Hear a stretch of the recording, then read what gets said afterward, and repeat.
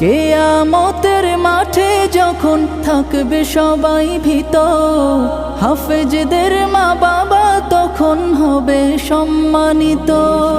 কিয়ামতের মাঠে যখন থাকবে সবাই ভীত, হাফেজদের মা বাবা তখন হবে সম্মানিত।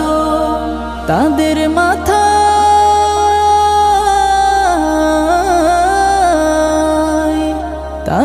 মাথায় নূরের মুকুট দিবেন রহমান, যাদের বুকের মানিক হলো হাফেজে কুরআন, হাফেজে কুরআন, হাফেজে কুরআন।